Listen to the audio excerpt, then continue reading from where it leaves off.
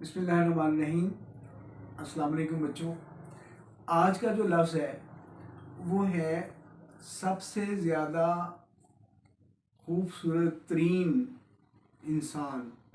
اب اس جملے میں آپ دیکھیے گا کہ سب سے زیادہ بھی آ رہا ہے اور ترین کا لفظ بھی آ رہا ہے۔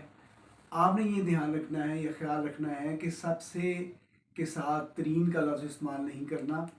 خوبصورت ترین یعنی سب سے خوبصورت، طویل ترین سب سے لمبا، مختصر ترین سب سے چھوٹا، یہ تو بات درست، لیکن اس سے پہلے آپ نے یہ لفظ جو ہے نا یہ نہیں لگانا سب سے۔